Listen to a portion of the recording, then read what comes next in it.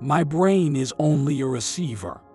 In the universe, there is a core from which we obtain knowledge, strength, and inspiration. It's not the love you make, it's the love you give.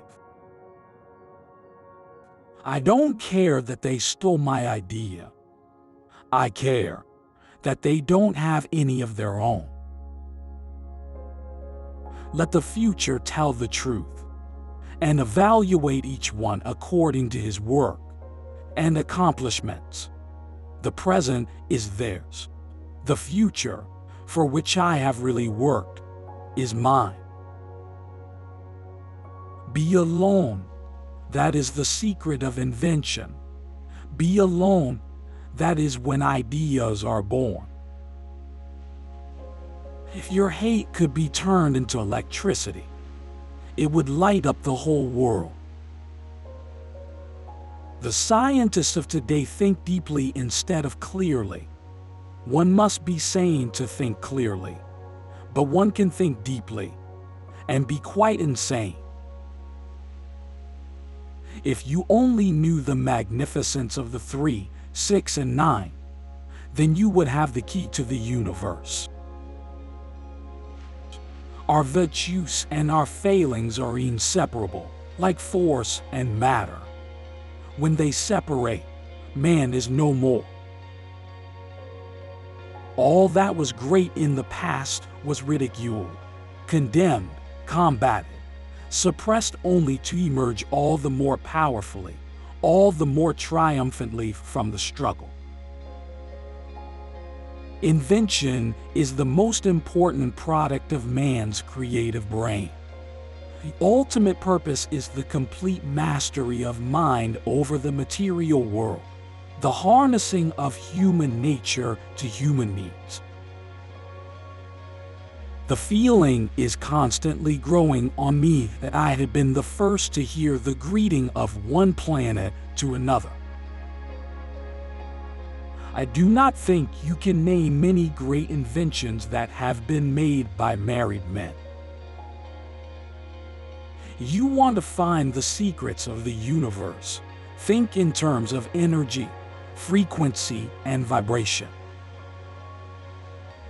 The day science begins to study non-physical phenomena, it will make more progress in one decade than all the previous centuries of its existence.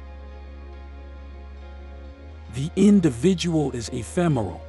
Races and nations come and pass away, but man remains.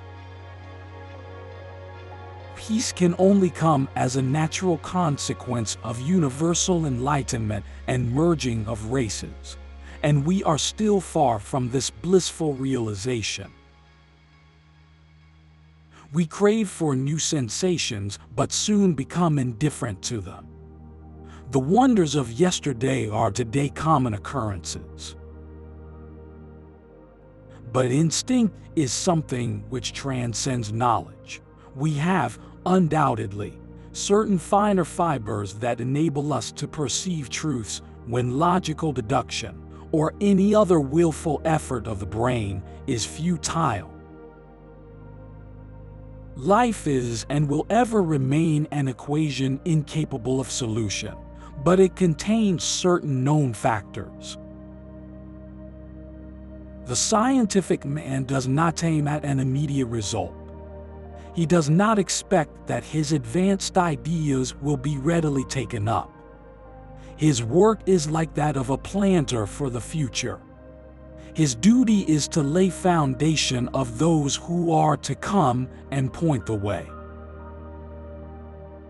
Though free to think and act, we are held together, like the stars in the firmament, with ties inseparable. These ties cannot be seen, but we can feel them.